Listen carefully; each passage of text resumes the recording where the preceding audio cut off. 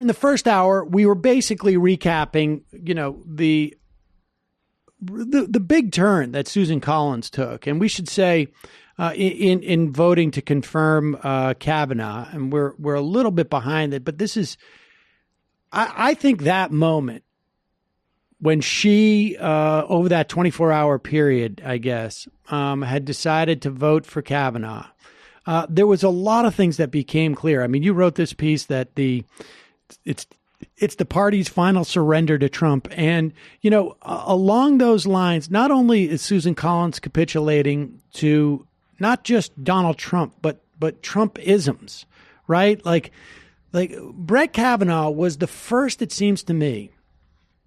And, we didn't have, we've seen it with some like Congress people, maybe to a certain extent, but it was the first sort of national moment to moment where you could see someone completely lying, because let's make no mistake about it. Brett Kavanaugh lied about a lot of things. We may never know the absolute truth about what took place between Blasey Ford and Kavanaugh, but we do know he lied about a bunch of things, at the very least. I mean, that are demonstrable. I mean, where we have 100% clear evidence that he lied about things to that committee. And certainly, if all of the people who wanted to testify to the FBI had been allowed to, it would have been clear on at least some of the things that he had lied about, from those testimony. But this is the first time we've seen someone just lie, deny, and the lack of shame is what carried the day. And I should also add, in terms of sort of how the Republican Party and Donald Trump have become one. And he's sort of skated through this, but the, brief resistance hero, George W. Bush, people were very excited that he was coming out and saying this. And we had a lot of comparisons between Trump and Bush, and they're both horrible in their own ways, in my opinion. George Bush, of course, was responsible for hundreds of thousands of deaths, both Iraqi and thousands of American U.S. servicemen.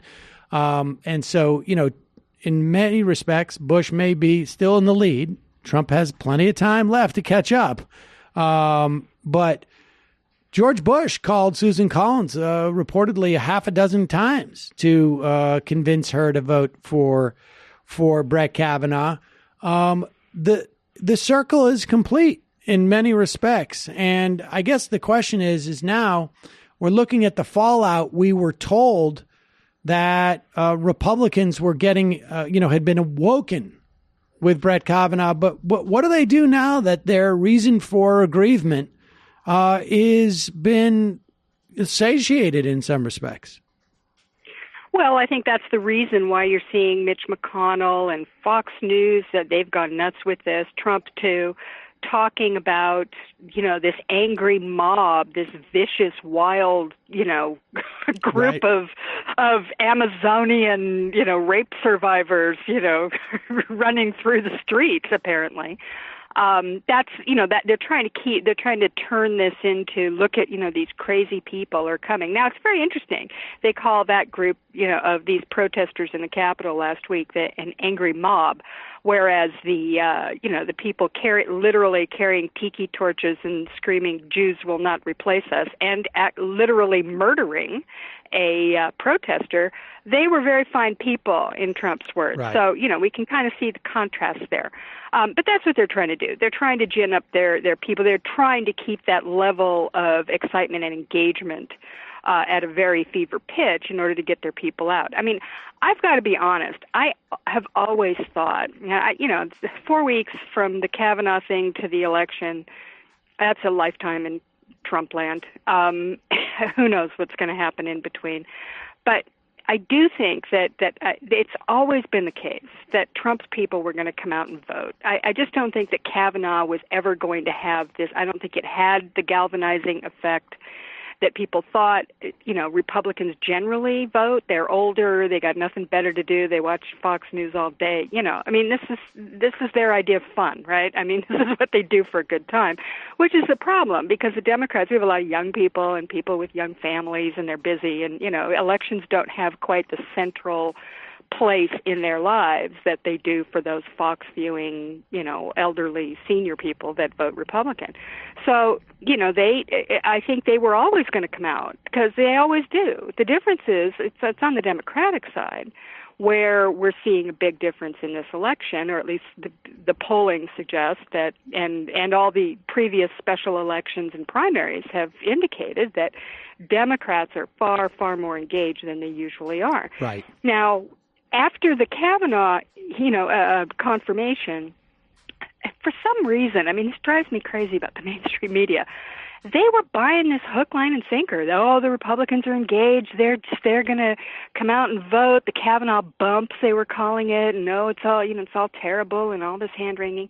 I'm going, what are you talking about? For one thing, the fact that Mitch McConnell and Trump are having to gin up this phantom mob that's running through the streets tells you that they're not seeing this. They weren't seeing it. They wouldn't have done that if they weren't desperate to try and keep up that whole thing. And the other is that, of course, there's a reaction in the Democratic side. That's the angry mob, right? They're not running through the streets.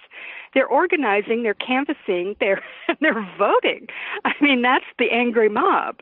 And they are very energized. So, this whole idea was just, I don't know, it was one of those things where the mainstream media had to turn it into the horse race instead of sort of analyzing it for the cultural and political moment that it really was, and it was annoying. But how much of that was a function of Mitch McConnell trying to convince someone like Susan Collins, like, you've got to vote for this. Like, this is where the future of the party is. And by sort of hyper inflating the implications of that vote to Trump voters, that he was in many respects sort of intimidating Susan Collins, or hoping to in some way.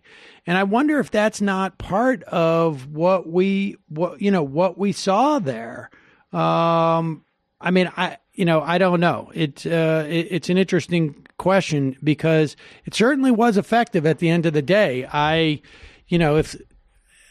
It remains to be seen, and we can talk about this on the other side, because the flip side of this coin is Heidi Heitkamp voted against Kavanaugh, and the theory was at the time, well, she knows that she's going to lose, and so she wants to be able to look at herself in the mirror and go out with feeling like she has some integrity.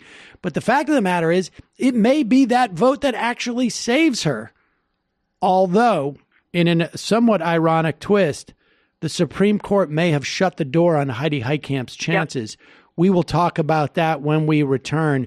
We got to take a quick break. I'm Sam Seder. This is Ring of Fire Radio. I'm talking to the great Digby, Heather Parton.